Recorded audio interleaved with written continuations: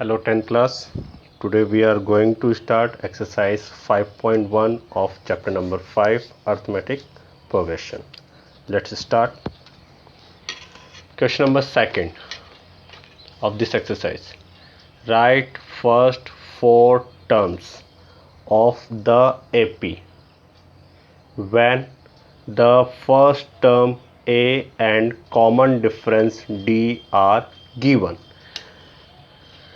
तो इस एक्सरसाइज के जो सेकंड नंबर का क्वेश्चन है इसमें हमें ए यानी फर्स्ट टर्म दिया गया है और कॉमन डिफरेंस डी दिया गया है एपी का। तो हमें अब नेक्स्ट 4 टर्म्स लिखनी है यानी फर्स्ट 4 टर्म्स लिखनी है। तो फर्स्ट 4 टर्म्स में पहली टर्म तो हमें गिवन है यहाँ पे, यानी ये जो ए है ये फर्स्ट टर्म है और इसके बाद नेक्स्ट 3 टर्म्स और फाइंड करनी है हमें। तो कैसे करेंगे इसका मैं सेकंड का क्वेश्चन नंबर 4 आपको एक्सप्लेन कर रहा हूँ। यहाँ पे देखें, ए की वैल्यू क्या दे रखी है आपको -1 और डी की वैल्यू क्या दे रखी है 1/2। तो a1 यानी फर्स्ट टर्म a1 मतलब a की वैल्यू क्या है आपके पास -1। अब हम a1 के बाद क्या फाइंड करेंगे a2। तो a2 फाइंड करने का तरीका मैं पहले भी बता चुका हूँ आपको, कैसे नेक्स्ट वीडियो में हम बता चुके हैं कैसे a2 कैसे फाइंड करते हैं कि इसके ठीक पहले वाले टर्म में इस d को क्या कर देंगे हम प्लस कर देंगे। तो a1 प्लस डी लिखा आपने। तो a1 की वैल्यू क्या है आपके पास -1 प्लस डी की वैल्यू क्या है 1/2। तो इसके अपॉन में कुछ भी नहीं है तो इसके अपॉन में हमने मान लिया 1 है। अब 1 और 2 का एलसीएम क्या होगा 2। 1 से 2 को डिवाइड करेंगे 2 टाइम, उस 2 को मल्टीप्लाई करेंगे -1 से, तो क्या है यहाँ पे -2। 2 से 2 को डिवाइड करने पे कितने टाइम डिवाइड हुआ है ये 1 टाइम, और 1 को 1 से मल्टीप्लाई किया तो +1। ये 2 माइनस का है, ये 1 प्लस का, तो माइनस प्लस माइनस, तो 2 में से 1 माइनस किया तो 1 और माइनस का साइन आएगा तो वैल्यू क्या निकल के आए -1/2। तो a2 की वैल्यू कितनी आएगी -1/2। इसी तरह से a3 फाइंड करेंगे तो a2 में क्या प्लस कर देंगे d, यानी a3 से ठीक पहले वाली टर्म कौन सी हमारे पास a2, तो उस a2 में क्या प्लस करेंगे हम यहाँ पे d। तो a2 प्लस डी, तो a2 की वैल्यू क्या थी -1/2 और d की वैल्यू क्या है 1/2। ये दोनों ही लाइक टर्म है लेकिन दोनों के साइन कैसे यहाँ पे डिफरेंट है, तो ये दोनों कैंसिल हो जाएंगे यहाँ पे, तो वैल्यू क्या आएगी यहाँ पे 0। अब हमें a4 फाइंड करना है। तो a4 कैसे फाइंड करेंगे, इसमें a4 से ठीक पहले कौन सी टर्म फाइंड करी आपने a3, उस a3 में हम इस d को प्लस कर देंगे।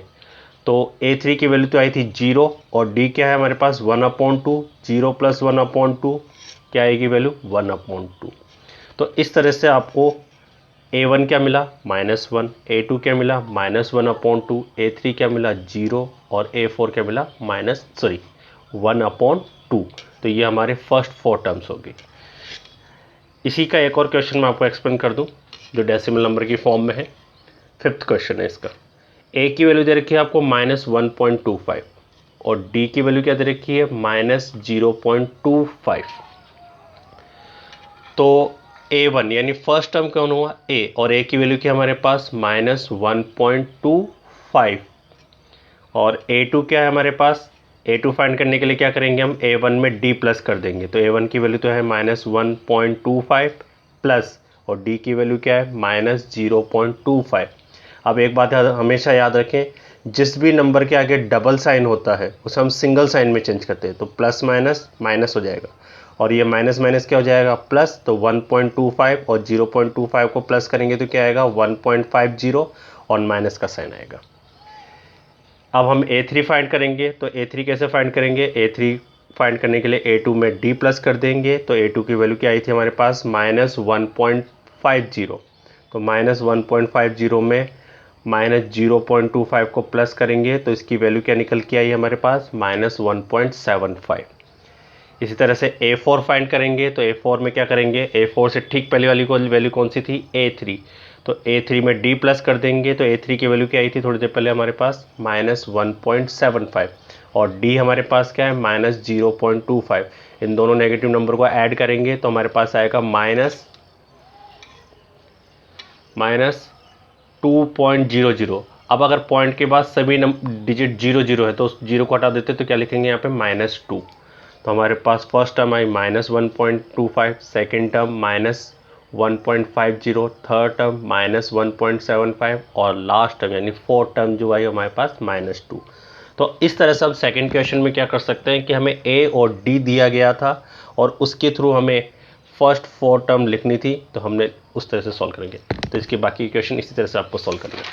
अब हम आते हैं क्वेश्चन नंबर 3 में। क्वेश्चन नंबर 3 बहुत इजी क्वेश्चन है। इसमें आपको कुछ नहीं करना है, इसमें केवल आपको फर्स्ट टर्म और डी लिखना है, मतलब कॉमन डिफरेंस के बारे में लिखना है। तो मैं एक बार आपको क्वेश्चन रीडिंग करके समझा देता हूँ। For the following APs right the first term and the common difference. यानी आपको जो एपी दी गई है क्वेश्चन में, उस एपी के आपको फर्स्ट टर्म यानी ए लिखना है और कॉमन डिफरेंस यानी डी लिखना है आपको। तो कैसे करेंगे, जैसे मैंने यहाँ पे एक सेकंड क्वेश्चन लिया इसका थर्ड का, -5, -1, -3, 7, -5, -1, 3 और 7। तो इस एपी में सबसे पहला नंबर कौन सा नज़र आ रहा है आपको, -5। तो किसी भी एपी का जो फर्स्ट नंबर होता है वही हमारा फर्स्ट टर्म होता है। तो ए इक्वल क्या हो गया, -5।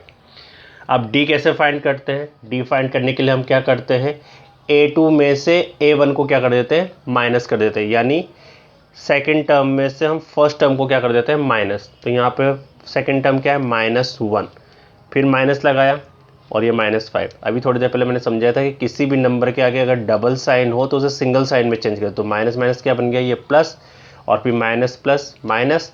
तो 5 में से 1 माइनस क्या, तो 4 आया। तो कॉमन डिफरेंस क्या निकल के आया हमारे पास, 4। थर्ड का फोर्थ क्वेश्चन एक बार और एक्सप्लेन कर देता हूँ ताकि आपको समझ में आ जाए इस क्वेश्चन को किस तरह से सॉल्व कर सकते हैं।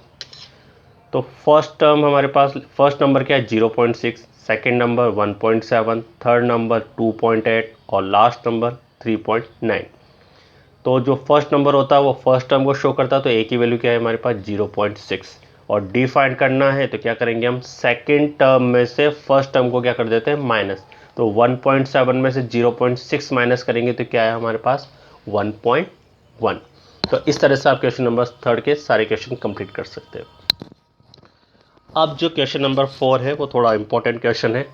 इसमें हमें पहले एपी चेक करना है, फिर एपी चेक करने के बाद अगर वो एपी हुआ तो नेक्स्ट 3 टर्म्स और फाइंड करनी है, और अगर एपी नहीं है तो वहीं स्टॉप करना है। तो कैसे करेंगे इस क्वेश्चन को, मैं एक बार रीडिंग करके आपको समझा दूँ क्वेश्चन की हेडिंग क्या है। Which of the following are APs. तो इस क्वेश्चन के अकॉर्डिंग है कि इनमें से जितने भी आपको नंबर दिए गए हैं, लिस्ट ऑफ नंबर्स जो दिए गए हैं, उनमें से एपी कौन है। If they form an AP, अगर वो एपी की फॉर्म में है, फाइंड द कॉमन डिफरेंस, तो कॉमन डिफरेंस फाइंड करें, एंड राइट 3 मोर टर्म्स। जितनी टर्म्स उसने क्वेश्चन में दे रखी है उसके अलावा भी हमें कितनी टर्म्स और फाइंड करनी है, 3 टर्म्स फाइंड करनी है। तो फर्स्ट टू फोर्थ वाले क्वेश्चन जो है वो अभी आज जैसे second question third question solve करते हुए आए हैं, तो उस तरह से आप करेंगे। अभी मैं आपको फिफ्थ क्वेश्चन से बता रहा हूँ इसका। तो फिफ्थ क्वेश्चन है इसका, इसमें आपको नंबर दे रखा है 3, सेकंड नंबर दे रखा है आपको 3 + √2, फिर थर्ड नंबर दे रखा है आपको 3 + 2√2, और फोर्थ नंबर दे रखा है आपको 3 + 3√2।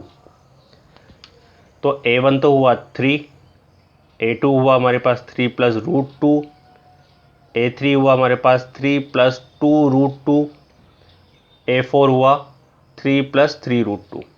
तो किसी भी लिस्ट ऑफ नंबर्स को अगर हमें चेक करना है वो एपी है, तो हम क्या करते हैं, डिफरेंस फाइंड करते हैं। अगर सभी का डिफरेंस सेम आया तो हम कह देंगे कि वो एपी है, और अगर नहीं आया तो हम कहेंगे कि वो एपी नहीं है। उससे पहले मैं आपको एक छोटी सी चीज़ फिर सिखा दूं, पहले भी बता चुका हूँ लेकिन फिर देख लें। जैसे जब भी आप किसी रूट वाले नंबर को सॉल्व करते हैं, तो इसे 3 + √2 लिखा हुआ है और यहाँ पे -3 लिखा हुआ है। तो कैसे करेंगे इसको, 3 + √2 -3। तो ये 3 से 3 तो कैंसिल हो जाएगा, क्या रह गया यहाँ पे, √2। इसमें तो कोई प्रॉब्लम नहीं आई आपको। लेकिन अगर यहाँ ऐसे लिखा हो 3 2 √2 -3 + √2, तो इसे कैसे सॉल्व करेंगे, देखें इधर। सबसे पहले तो आप फर्स्ट ब्रैकेट को ऐसे कैसे लिख लें। अब सेकंड ब्रैकेट के आगे माइनस साइन है तो माइनस साइन सोल्व करें तो ये -3 हो जाएगा और -√2 हो जाएगा। तो 3 तो सेम हो गया, ये तो कैंसिल हो गया। अब इसको सॉल्व करना है, तो बहुत से बच्चे क्या करते हैं कि इस √2 से इस √2 को ही माइनस कर देते हैं, जबकि कभी भी सेम रूट वाले नंबर कभी भी कैंसिल नहीं होते हैं। कैसे बता देता हूँ। इसको इस तरह से माने कि ये 2x है और ये x है, तो जिसके साथ कोई कोफिशिएंट नहीं हो तो उसके साथ हम कोफिशिएंट क्या मानते हैं, 1। तो 2 - 1 करेंगे तो क्या आएगा, 1, और साथ में x आएगा, तो इसको ऐसे ही तो लिखेंगे हम। तो यहाँ पर भी यही है, ये और ये कॉमन है, इसके साथ कुछ नहीं है, तो इसके साथ क्या कंसिडर करेंगे, 1। तो 2√2 में से 1√2 को माइनस करेंगे, तो 2 - 1 करेंगे तो क्या आएगा, 1√2, और 1√2 को इस तरह से लिखा जाता है √2। तो ध्यान रखना है आपको, जब भी आप किसी भी लाइक रूट नंबर वाले को अगर सॉल्व कर रहे होते हैं तो वो रूट नंबर वाला तो कॉमन हो जाता है और उसके कोफिशिएंट को ही हम प्लस या माइनस करते हैं। जैसे यहाँ मान लीजिए, मैंने एक और लिख देता हूँ यहाँ पे 2√2, और यहाँ लिख दिया मैंने 4√2। अब इससे हम क्या कर रहे हैं, यहाँ पे माइनस कर रहे हैं। तो कुछ नहीं करना आपको, √2 तो कॉमन हो गया, 4 में से 2 माइनस कर देंगे तो 2 आ जाएगा। तो हमारा क्या वैल्यू बनेगी, जैसे 4√2 और 2√2 को सॉल्व करेंगे तो √2 तो कॉमन हो गया, इस 4 में से इस 2 को माइनस कर दे तो 2 आ जाएगा, तो ये हमारा आंसर हो जाएगा। तो अब हम क्वेश्चन पे आते हैं। तो यहाँ पर भी हमने इस तरह से करेंगे। अब a2 में से a1 माइनस करेंगे, तो a1 तो है हमारे, a2 क्या है हमारे पास, 3 + √2 और -3, तो इस 3 से ये 3 कैंसिल हो गया, तो क्या बचा है यहाँ पे, √2। अब a3 - a2 करेंगे, तो a3 - a2 कैसे करेंगे, a3 की वैल्यू क्या है हमारे पास, 3 + 2√2 माइनस ब्रैकेट, a2 की वैल्यू क्या है, 3 + √2, ब्रैकेट को ओपन करेंगे तो फिर वापस से लिखेंगे 3 + 2√2 -3 -√2। तो इस 3 से ये 3 क्या हो जाएगा, कैंसिल। इस 2√2 में से इस √2 को माइनस करेंगे, तो मैंने भी थोड़ी देर पहले बताया था कि जिसके साथ कोई कोफिशिएंट नहीं होता है वहाँ पे 1 कंसिडर कर ले, तो 2 - 1 लिखेंगे तो क्या जाएगा, 1√2, क्या जाएगा, 1√2, और 1√2 को हम √2 ही लिखेंगे। थोड़ी देर पहले समझा चुका हूँ इस चीज़ को। नेक्स्ट, अब a4 में से a3 माइनस करेंगे तो 3 + 3√2 -3 + 2√2, ब्रैकेट ओपन करेंगे तो 3 में से 3 कैंसिल हो जाएगा क्योंकि माइनस का हो चुका है, और 3√2 में से 2√2 को माइनस करेंगे तो क्या जाएगा, 1√2, और 1√2 को हम √2 लिख सकते हैं। तो यहाँ देखें तो √2, √2 और √2 इन सब का डिफरेंस के सारा सेम, इसलिए ये जो लिस्ट ऑफ नंबर्स दिया हुआ है वो कैसा है, यहाँ पे सेम है। तो देखो लिखने का तरीका क्या होगा, सबके डिफरेंस कैसे है, सेम आए, तो यहाँ लिखेंगे a2 - a1 equal a3 - a2 equal a4 - a3 equal √2। Therefore list of numbers form an AP, यानी जो लिस्ट ऑफ नंबर्स है वो AP की फॉर्मेशन बनाते हैं। तो D क्या होगा, √2, क्योंकि जो AP बनाते हैं तो उनका डिफरेंस सेम आता है, और वो डिफरेंस जो सेम आया है वो कॉमन डिफरेंस होगा। Is it clear. अब हमें, अगर अभी थोड़ी देर पहले हमने क्वेश्चन में पढ़ा था कि अगर कोई AP की फॉर्मेशन में है तो उसके नेक्स्ट 3 टर्म्स और लिखने, तो कैसे लिखेंगे, सिंपल सा रूल, A5, तो A5 से ठीक पहले वाली टर्म कौन सी होती, A4, तो A4 में हम D प्लस कर देंगे, तो A4 की वैल्यू क्या थी, 3 + 3√2, 3 + 3√2, इसमें हम प्लस √2 करेंगे क्योंकि D हमारे पास √2 है। तो अभी थोड़ी देर पहले आपने जैसे माइनस करना सीखा था वैसे ही प्लस है, तो 3 आ जाएगा, 3√2 और √2, इसके साथ कोई कोफिशिएंट नहीं तो इसके साथ कोफिशिएंट क्या हुआ, 1, तो 3 + 1 क्या हो जाएगा, 4√2। क्लियर है ये। अब A6 फाइंड करना है हमें, तो A6 कैसे फाइंड करेंगे, तो A6 से पहले कौन सी टर्म है, A5, तो A5 में D प्लस करेंगे तो 3 + 4√2 + √2, तो क्या बन जाएगा, 3 + 5√2। A7, तो A7 से ठीक पहले वाली टर्म कौन सी थी, A6 + D, तो A6 की वैल्यू क्या निकाली थोड़ी देर पहले हमने, 3 + 5√2 प्लस D की वैल्यू क्या है, √2, तो हमारा आंसर क्या होगा इसका, 3 + 6√2। तो अगर कोई भी लिस्ट ऑफ नंबर्स AP को शो करता है तो उस AP का जो डिफरेंस निकल के आ रहा है वो d होगा। उस d को हम फिर नेक्स्ट 3 टर्म्स फाइंड करने में हेल्प ले सकते हैं। अब 9th क्वेश्चन, आपको a1 दे रखा है a, a2 है a स्क्वायर, a3 है a क्यूब, a4 है a raise to the power 4। तो इसमें हम कैसे करेंगे, वही a2 माइनस a1 करना है। तो a स्क्वायर में से a माइनस करेंगे तो इन दोनों में से कॉमन क्या दिखाई दे रहा है आपको, a कॉमन लेने पे इस a से ये a स्क्वायर कैंसिल हो जाएगा तो क्या रह जाएगा अंदर a, और इस a से ये a पूरा कैंसिल हो गया तो क्या रह गया 1। तो ब्रैकेट में क्या आएगा a माइनस 1 और बाहर मल्टीप्लाई में क्या है a। इसी तरह से a3 माइनस a2 करेंगे तो a क्यूब में से a स्क्वायर को माइनस करेंगे तो इन दोनों में से कॉमन क्या दिखाई दे रहा है आपको, a स्क्वायर कॉमन लिया तो ब्रैकेट में क्या रह जाएगा a माइनस 1। अब नेक्स्ट और लास्ट जो डिफरेंस है वो है a4 माइनस a3। तो a4 की वैल्यू क्या है a raise to the power 4 minus a cube. तो इन दोनों में से कॉमन क्या दिखाई दे रहा है a क्यूब। तो a क्यूब कॉमन लेंगे तो क्या आ जाएगा यहाँ पे a माइनस 1। अब यहाँ पर देखें ब्रैकेट तो सारे सेम नज़र आ रहे हैं, लेकिन इनके साथ जो ये मल्टीप्लाई में a है, ये यहाँ पर a स्क्वायर है और यहाँ पे a क्यूब है, क्या ये तीनों एक जैसे हैं क्या, नहीं है। ब्रैकेट सेम होने से नहीं है, ये पूरी की पूरी टर्म एक जैसी होगी तो ही हम इसको बोलेंगे कि इनका डिफरेंस सेम है। तो ये तीनों ही डिफरेंस सेम नहीं है, तो हमने यहाँ पे लिखा a2 minus a1 not equal a3 minus a2 not equal a4 minus a3। Therefore, list of numbers does not form an AP। अब एक बात और याद रखें, अगर हमारे पास फर्स्ट टू डिफरेंस निकालने आप, यानी ये पहला और ये दूसरा, इन दोनों डिफरेंस की वैल्यू अगर सेम आती है तो हम थर्ड भी निकालें, लेकिन अगर दोनों की ही डिफरेंट आ रही हो तो वहीं स्टॉप कर दें और लिख दें कि a2 minus a1 not equal to a3 minus a2, और इसी में ही हमारा ये क्वेश्चन यहीं एंड हो जाएगा। Question number 12, it's a very important question. उससे पहले भी एक छोटी सी पॉइंट है, उसे हम फिर क्लियर कर लें। कैसे करेंगे इसको, देखें। जैसे मान लें कि मुझे रूट 8 के लिखने हैं, तो इसको कैसे लिख सकते हैं, पहले तो हम रूट लिख लें। अब 2 के 8 के फैक्टर लिखें तो ये होता है 2 2 जा 4 4 2 जा 8। अब इन फैक्टर में से जिसका पेयर बन रहा है तो उस पेयर में से केवल एक नंबर बाहर आ जाएगा, आ गया, और जिसका पेयर नहीं बना वो रूट के अंदर रह गया।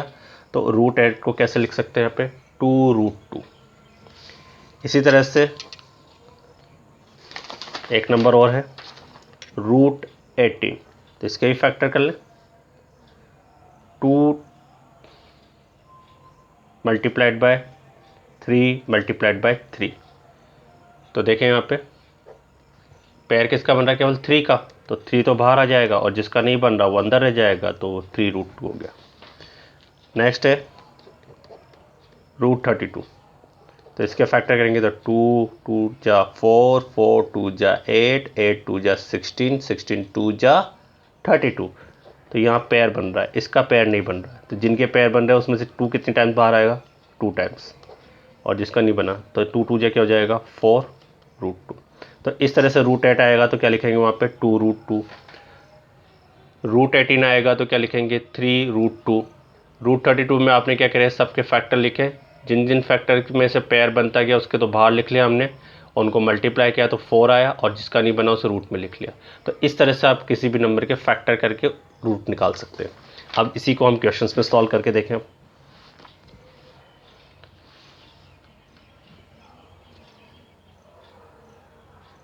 समझे इधर, देखें इधर a1 दे रखा है आपको रूट 2, a2 दे रखा है रूट 8, तो मैंने रूट 8 को कैसे लिख लिया 2 रूट 2। a3 क्या है आपके पास रूट 18, तो इसको कैसे लिख लिया मैंने 3 रूट 2। और a4 को कैसे लिखा मैंने यहाँ पे रूट 32, तो रूट 32 को भी थोड़ी देर पहले मैंने समझा कैसे लिखा मैंने 4 रूट 2। तो अब चेक करना है कैसे, तो a2 माइनस a1 करेंगे तो क्या करेंगे 2 रूट 2 में से रूट 2 माइनस करेंगे। अभी मैं समझा चुका हूँ कैसे ऐड करते हैं, कैसे सब्ट्रैक्ट करते हैं रूट वाले नंबर्स को। तो यहाँ पे क्या आएगा रूट 2। a3 माइनस a2 करेंगे, तो a3 माइनस a2 करेंगे तो क्या है यहाँ पे 3 रूट 2 माइनस 2 रूट 2, तो क्या जाएगा यहाँ पे root 2। a4 minus a3, 4√2 minus 3√2 equal to √2। तो ये सारे डिफरेंस कैसे आ रहे हैं? सेम आ रहे हैं। तो इसका मतलब लिस्ट ऑफ नंबर्स के जो होगा वो किसको शो कर रहा है यहाँ पे? AP को। अब हमें नेक्स्ट टर्म फाइंड करनी है। तो नेक्स्ट टर्म कैसे फाइंड करेंगे? यहाँ पे हम A5 फाइंड करनी है। तो A4 प्लस D लिखेंगे। तो A4 की वैल्यू क्या थी हमारे पास अभी थोड़ी देर पहले? 4√2 प्लस और ये √2, तो 4 और यहाँ पे 1, तो 4 + 1 क्या हो जाएगा? 5√2। लेकिन हम क्वेश्चन के अकॉर्डिंग इस नंबर को अरेंज करेंगे। वहाँ पे ऑलरेडी सारे नंबर रूट के अंदर ही आ रहे थे। तो क्या करेंगे? इस 5 का स्क्वायर बोलो, क्या होगा? 5 का स्क्वायर क्या होगा? 25। तो इससे 25 को अंदर लिख लें और इसे 2 से मल्टीप्लाई कर लें। तो क्या बन जाएगा यहाँ पे? √50। अभी आप ही इसी नंबर, अब इस पर A6 फाइंड करेंगे। तो A6 कैसे फाइंड करेंगे? देखो, तो A6 के लिए A5 प्लस D करेंगे। तो A5 कितना था अपने पास? 5√2 प्लस √2, तो क्या आ जाएगा? 6√2। अब 6 का स्क्वायर क्या होता है? 36 मल्टीप्लाइड बाई 2, तो क्या आ जाएगा यहाँ पे? √72। तो इसी तरह से मैंने यहाँ पे A7 भी फाइंड कर रखा है। तो A7 कैसे फाइंड करेंगे? यहाँ पे A7 A6 प्लस D।